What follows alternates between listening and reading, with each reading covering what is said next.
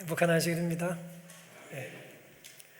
우리 하늘소리 교회 어른들께서 오늘 특창을 특별히 준비하셨네요.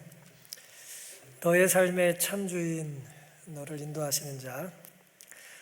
아기 모세에 대한 이야기인데, 우리의 삶의 주인이 하나님이라고 하는 고백이 우리 밑에서 이제 아이들 예배 드리고 있잖아요. 아이들 또 학생들 따로 예배를 드리는데, 10살 전에 하는 얘기랑 10대 아이들이 하는 얘기랑 또 20대 지나서 우리 교회 지금 4층에 청년들이 앉아 있는데요, 20대 30대가 하는 이야기와 또 이렇게 인생을 좀 오래 사신 어른들이 하는 내 삶의 참주인이 하나님이라고 하는 고백은 어떻게 생각해보면 무게감이 조금 다를지 모르겠어요.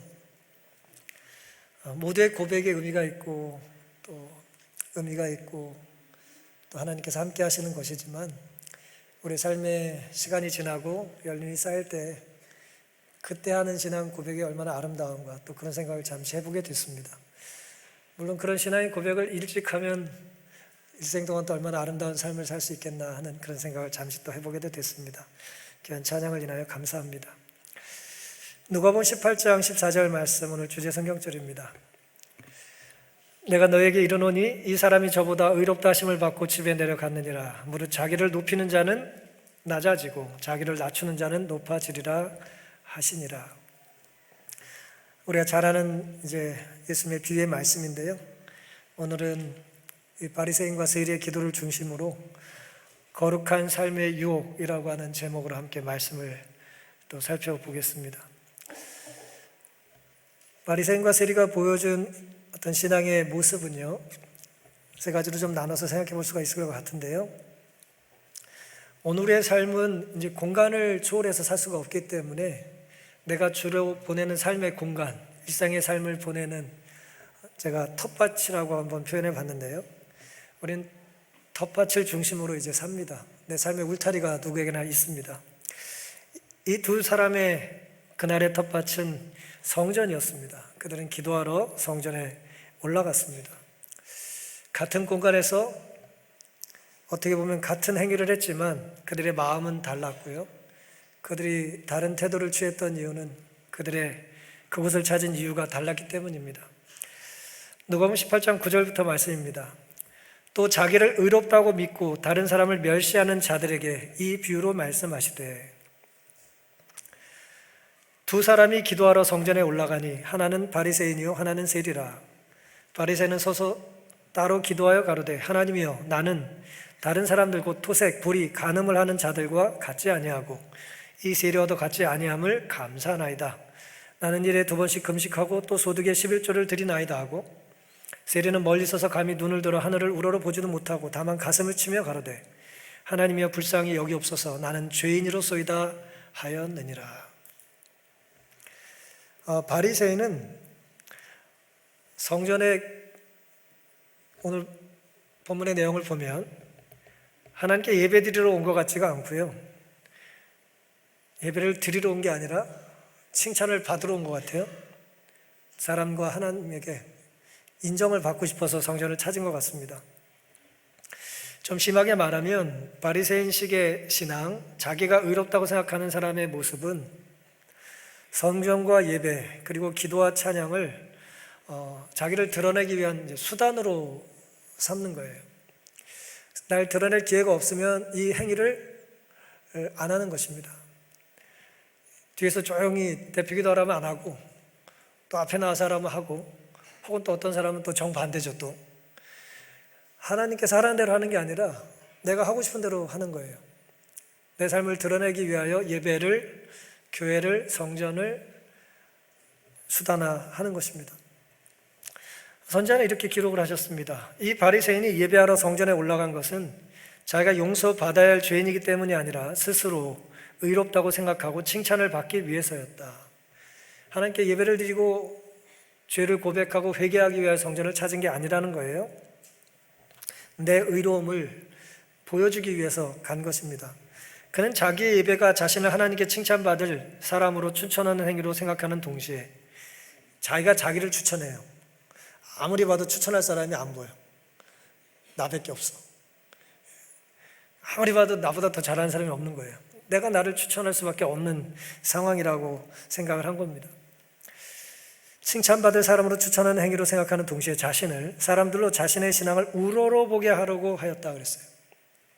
그는 하나님과 사람의 은총을 받고 싶어 했다. 그의 예배 행위는 이기심에서 발달된 것이었다. 그리고 그의 생각은 자기를 칭찬하는 마음으로 가득 찼다.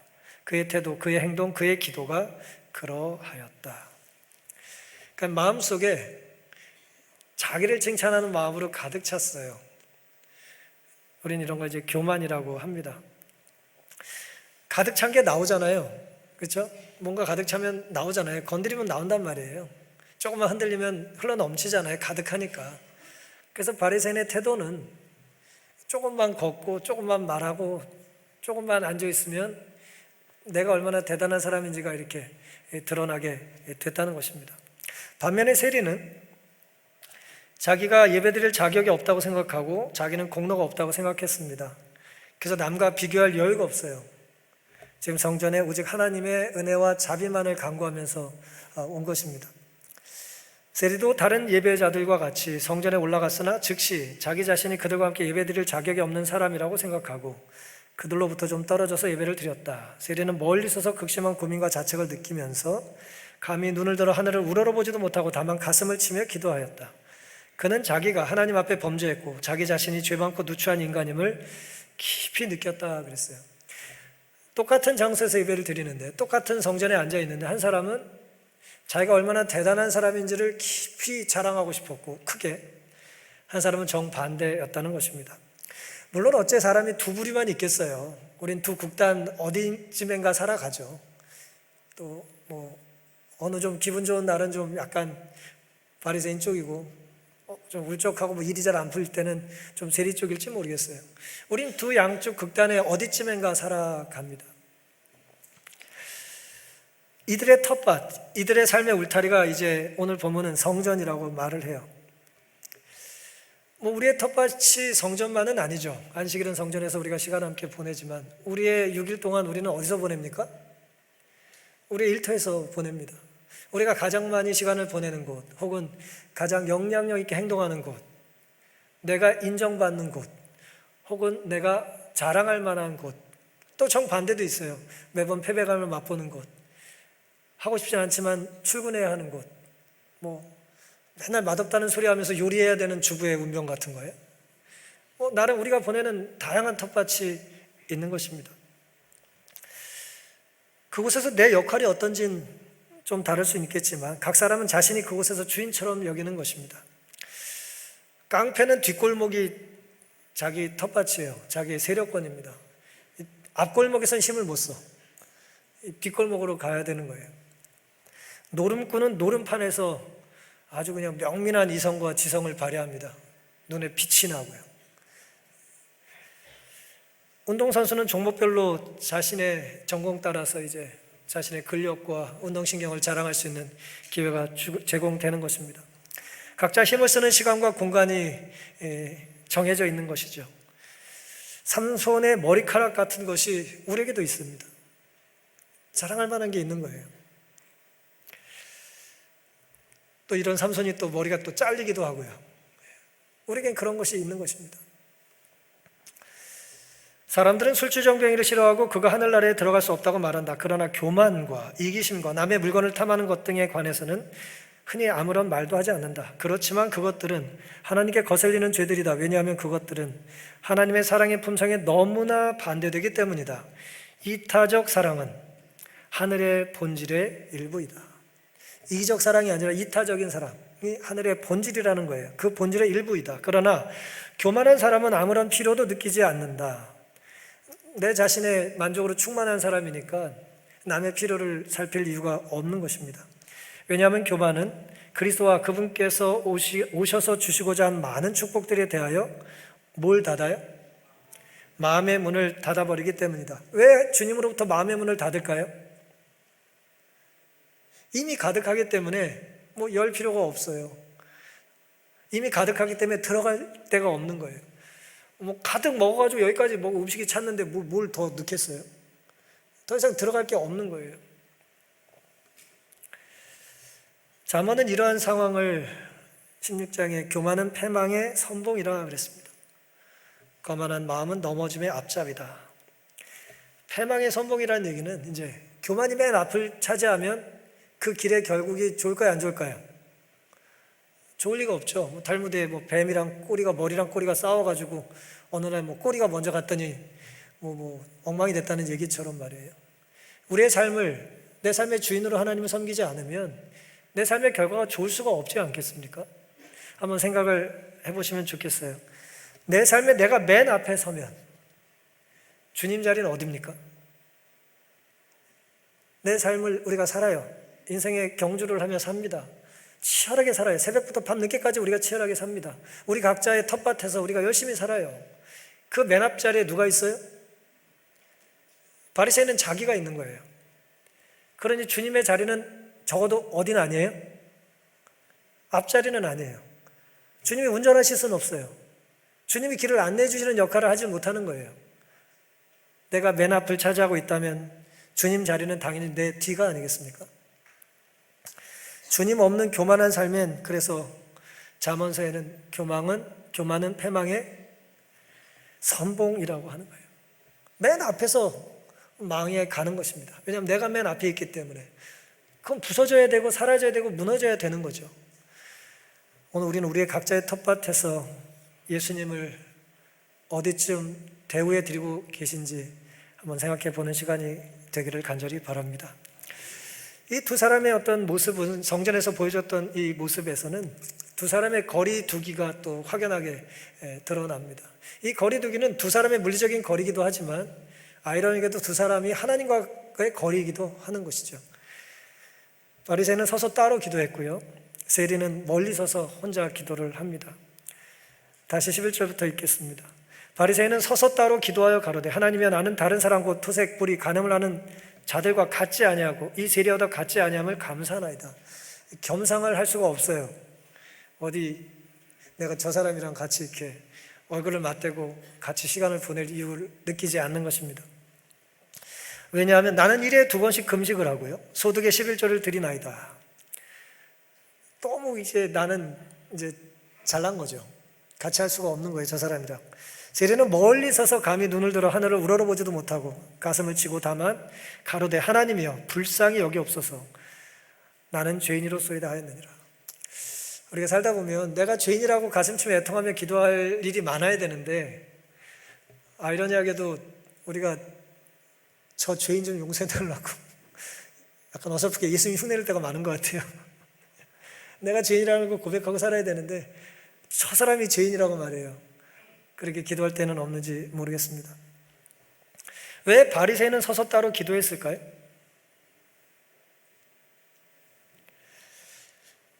우리가 여기 모델은 한 분도 안 계시죠? 모델이 폼나는 데는 어디입니까? 사진 찍는 멋진 자리가 있을 거예요. 내가 딱 폼나게 사진을 찍어야 되는데 이렇게 주변에 사람 있으면 돼요, 안 돼요? 찍고 나서 나중에 지워야 돼. 주변에 사람이 있으면 안 되잖아요. 내가 이렇게 빛을 내가 혼자 받아야 되는데 주변에 사람들이 있으면 안 되지 않겠습니까? 포토존의 모델처럼 나만 주목하라는 거예요. 그는 내게 가까이 하지 말라. 나는 너보다 거룩함이니다 라는 태도로 다른 사람들에게서 멀리 떨어져 따로 서서 기도했다 그랬습니다. 자기 만족에 도취되어 하나님도 사람도 다 같이 자기를 보고 틀림없이 만족해 하리라고 생각했다.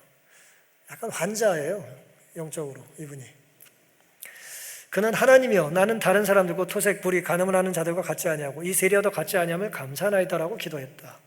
그는 자기 품성을 하나님의 거룩한 품성에 비추어 판단하지 않고 다른 사람의 품성에 견주어 판단하였다. 그의 마음은 하나님을 떠나 사람에게로 향했다. 이것이 그가 자기 만족에 빠진 원인이다.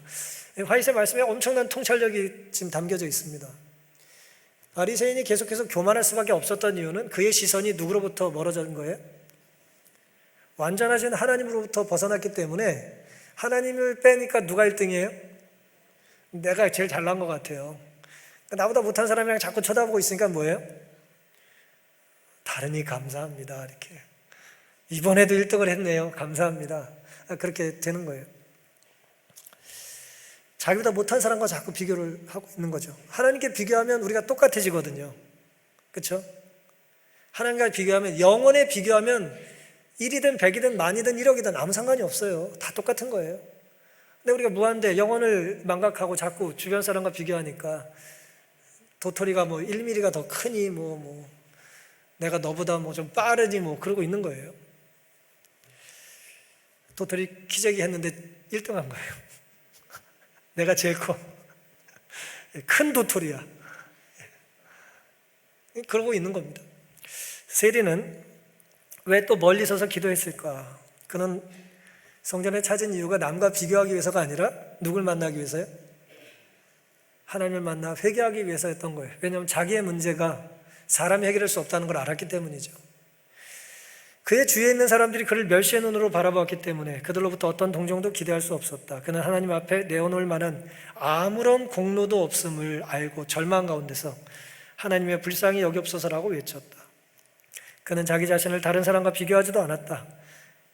그는 자기 죄에 대한 자각에 압도되어 홀로 하나님 앞에 섰다. 그의 유일한 소원은 죄사함을 받고 마음의 화평을 얻는 것이었다. 이를 위한 그의 유일한 간구는 하나님의 자비를 구하는 것이었다. 그리하여 그는 축복을 받았다. 그랬습니다. 사실 계속 유일한이라는 표현을 통해서 이제 좀 강조를 하고 있습니다. 눈에 띄기를 원했던 바리새인과 달리 주목받고 싶지 않았던 세리는 같은 공간에 있지만 옆에 있을 이유가 있어요, 없어요? 없어요. 옆에 있을 이유가 없는 거죠. 내가 혼자 빛이 나길 원하는 사람 주변에 있을 이유가 없는 거예요.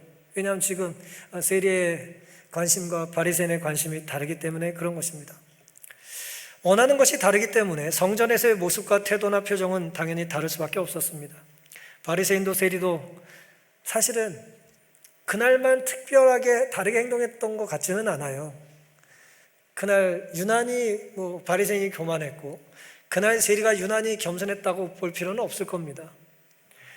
그저 그날도 평소처럼 말하고 행동하고 살았던 것이라고 생각하는 것이 합리적일 겁니다. 바리새인은 거룩한 삶의 달인이에요. 기도는 오래 합니다. 바리새인의 기도는 오래 해요. 금방 일어나지 않습니다. 금식은 자주 해요.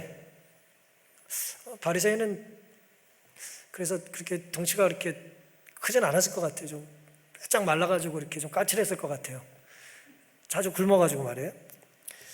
11조는 철저히 합니다. 이 바리새인의 문헌을 읽어보면 바리새인들은 잎 하나까지 구별해서 드렸다고 그랬어요. 깻잎 농사지면 10장당 하나는 반드시 뗐어요. 밖에 와서 누구에게 대접을 받으면 그것까지 계산해서 다 헌금을 구별해 드리는, 보통 사람이 범접하기 쉽지 않은 그런 거룩한 삶을 산 겁니다. 여자들 보면 음욕이 생긴다고 눈을 가리고 고개 숙이고 다니다가 이마에 혹이 나고, 그게 바리새인들의 삶이었어요. 당연히 강도짓은 안 했겠죠. 불의하지 않고 간음하지 않았습니다. 반면 세리는 사람들과 비교할 수 없었어요. 마지막에 성전에 온 게 언젠지도 세리는 잘 기억 못할지도 몰라요. 이런 애통함이 매주 있는 일은 아니잖아요. 큰 맘 먹고 이제 교회 한번 온 거예요. 눈을 어디 둬야 될지 잘 몰라요. 어색한 겁니다. 내가 평소에 자주 앉던 자리가 아니기 때문에 어색해요. 죄책감에 눌려서 하늘을 감히 쳐다보지를 못합니다. 유일한 소망은 용서를 받는 거예요. 하나님의 자비를 붙잡을 수밖에 없었습니다. 성령은 누구와 함께 하실까요? 하나님은 누구와 함께 하실까요? 하나님은 누구를 더 기뻐하실까요? 하나님은 누구를 더 기다리실까요? 누가 성령을 필요로 하고 성령을 향해 마음문을 열었을까요? 그는 하나님의 성령께서 마음속에 들어오셔서 죄의 세력에서 그를 해방시켜 주시도록 마음의 문을 열었다. 세리가 마음의 문을 열고 앉아있다는 것입니다. 그리고 예수께서는 자신이 다른 사람들과 같지 않음을 하나님께 감사한 바리새인에 관해 말씀하셨다. 그의 기도는 그의 마음이 하나님의 성령에 대해 닫혀있다는 것을 보여주었다. 그는 하나님께로부터 멀리 떠나 있었기 때문에 자신이 얼마나 죄 많은 사람인지 알지 못했다. 그는 자신의 생애를 하나님의 거룩한 생애와 비교하지 않았다. 그는 아무런 필요를 느끼지 않았으므로 아무것도 받지 못했다. 하나님께 간절한 마음으로 죄 용서를 받고 또 은혜를 받을 마음이 없기 때문에 하나님이 주실 게 없는 거예요. 달라고 하지 않았으니 어떻게 주겠습니까? 필요를 느끼지 않는데 어떻게 채워주겠어요? 그건 고문 아닙니까? 고문 싫은데 자꾸 집어넣는 거? 성령께서 비집고 들어가실 틈이 없는 것입니다. 반면에 세리는 하나님께서 자신의 마음을 부수셔서라도 자기의 삶에 임재해 주시기를 간절히 기도했다는 것입니다.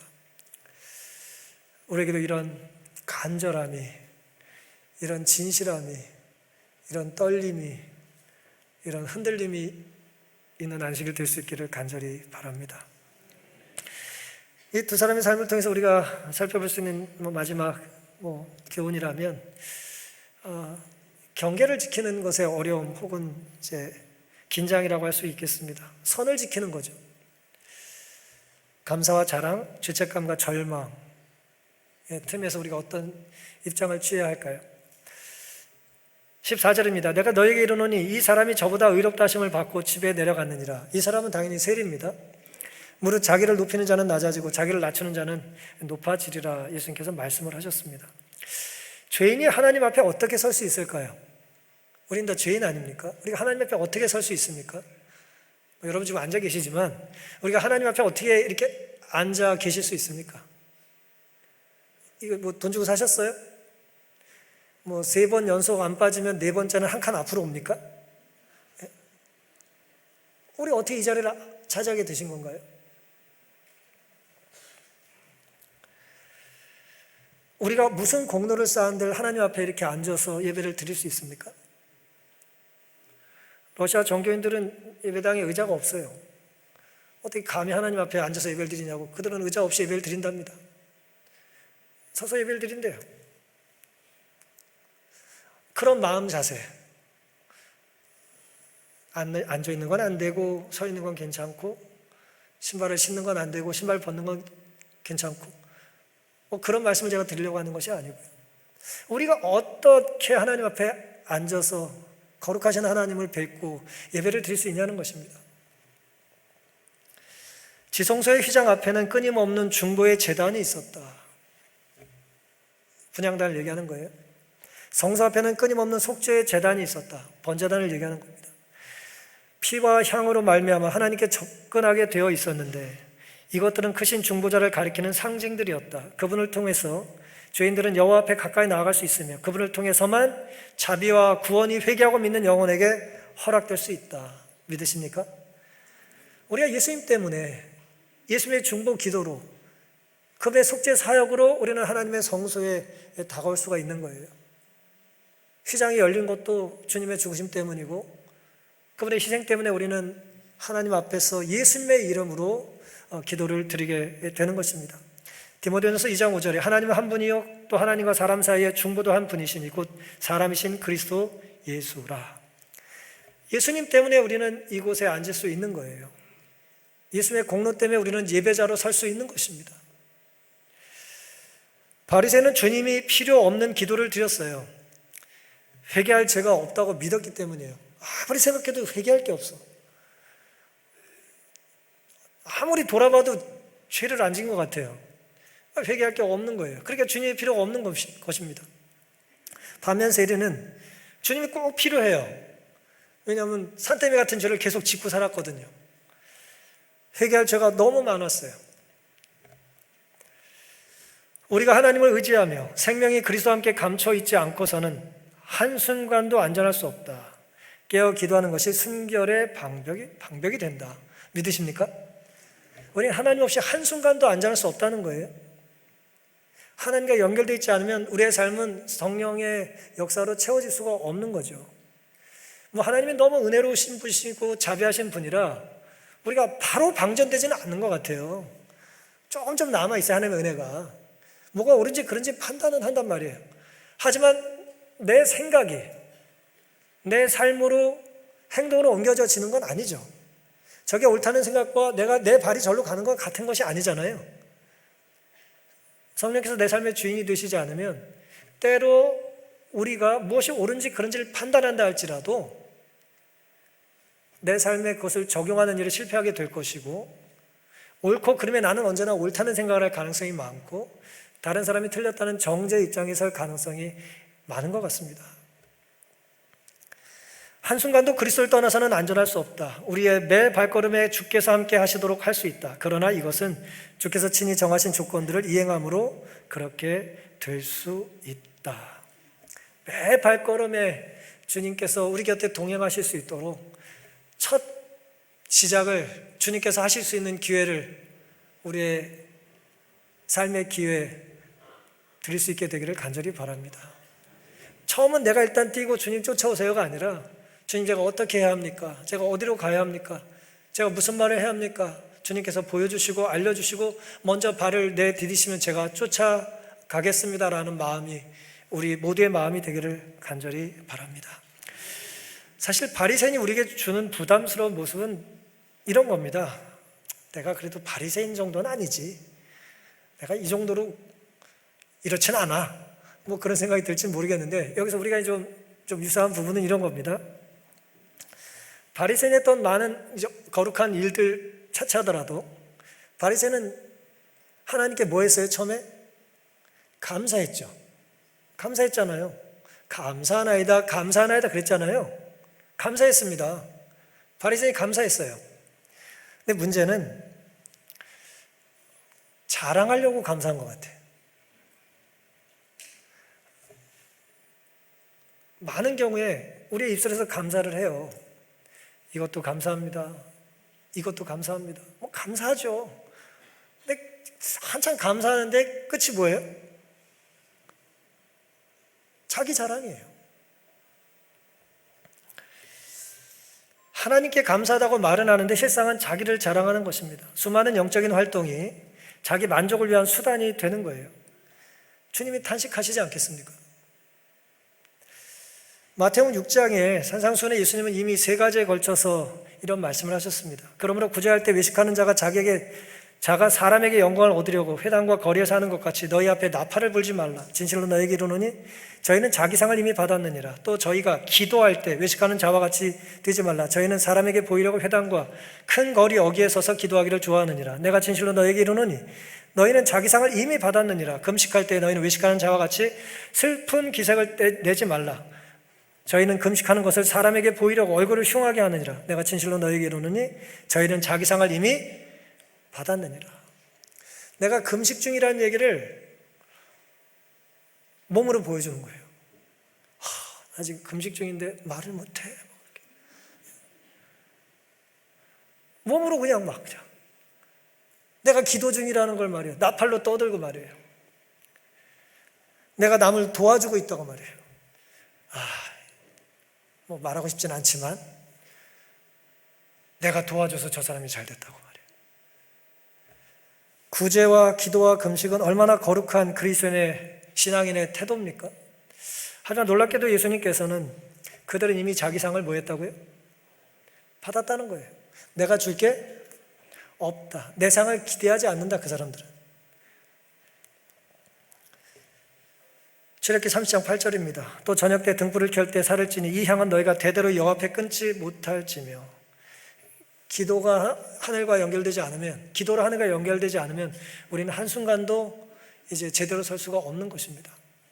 우리를 보시는 그분의 눈빛과 그분의 말씀은 그분에 대한 우리의 신임을 더욱 두텁게 한다. 그는 자기의 뜻을 따라 우리의 품성을 조성하고 도야하실 것이다. 하나님께서 우리를 만들어 주시기를 여러분 원하십니까? 하나님께서 우리를 좀 빚어주시기를 원하시나요? 그러면 제대로 빚으려면 불순물이 제거가 돼야 되고 온전히 우리가 이 도공에게 우리의 삶을 맡게 될 거 아니에요. 그렇죠? 여러분 이렇게 어제 어느 집사님이 누가 예쁘다 그랬더니 화장했지? 그리고 들어가시더라고요. 화장하면 예쁘잖아요. 근데 겉도 예쁘지만 우리의 삶을 하나님께 구별해 드리면 완벽한 능력을 가지신, 온전한 창조의 능력을 가진 하나님께서 우리를 아름답게 빚어주시지 않겠습니까? 우리는 하나님께 우리의 삶을 그렇게 빚어달라고 기회를 드려야 하지 않을까요?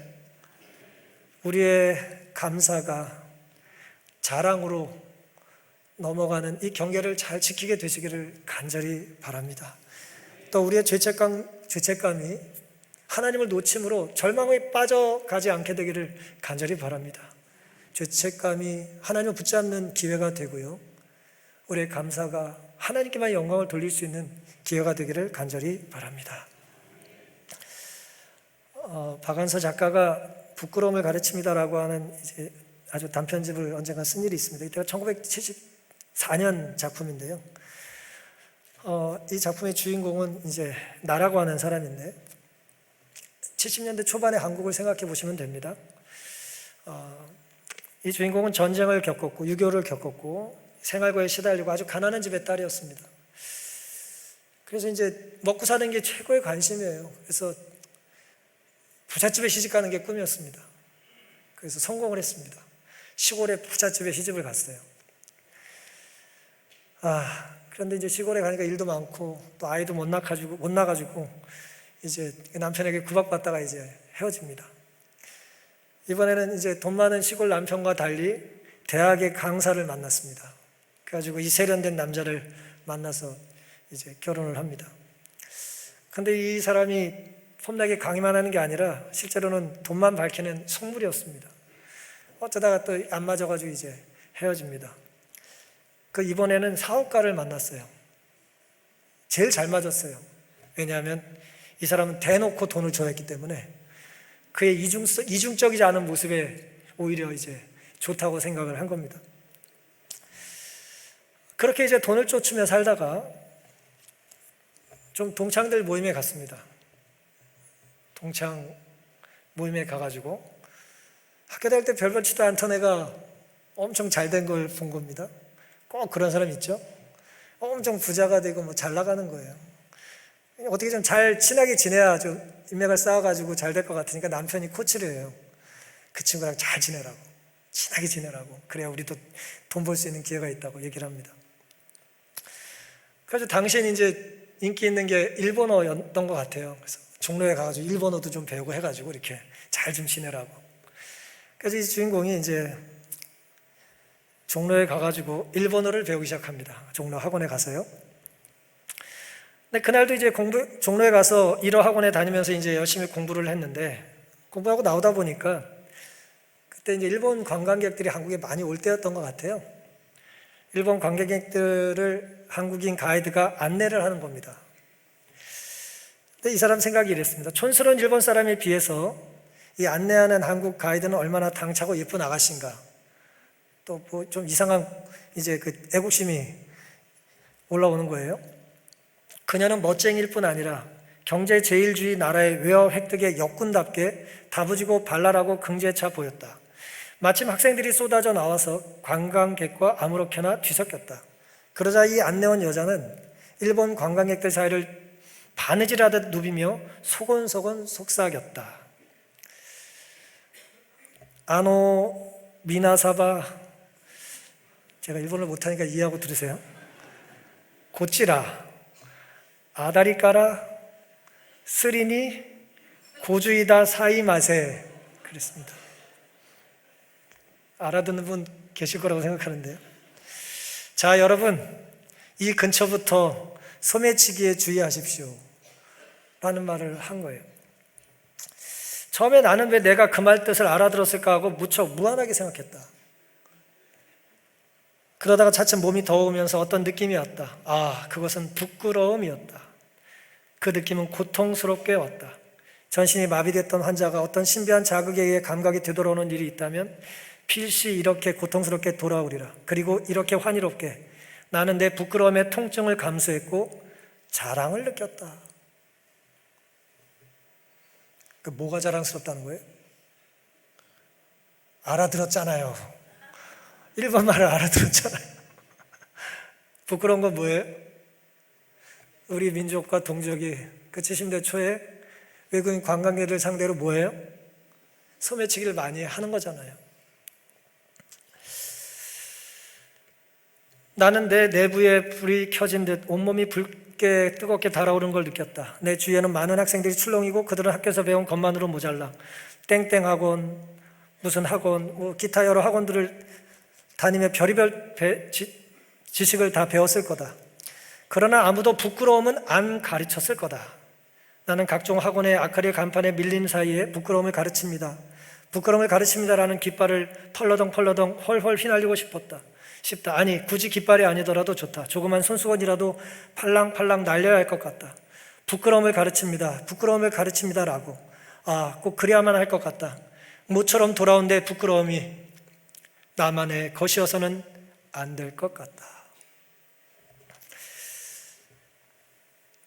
사랑하는 성도 여러분, 우리에게 온갖 지식을 가르치는 학원들이 넘쳐나죠.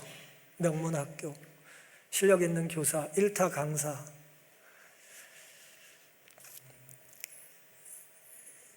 박원순 씨는 우리에게 묻는 것입니다. 그 많은 가르침과 배움 속에 정작 우리는 부끄러움을 가르친 적이 있냐는 것입니다.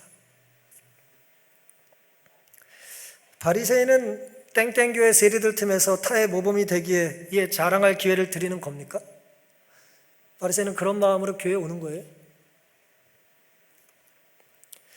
교회 밖에만 죄의 유혹이 있는 것은 아닙니다. 교회 안에도 얼마든지 죄의 유혹이 넘칩니다. 어떤 것으로 우리는 교회 안에서 죄를 질까요? 기도하러 성전에 올라왔다고 성경은 기록하잖아요. 이것은 과거형이 아닙니다.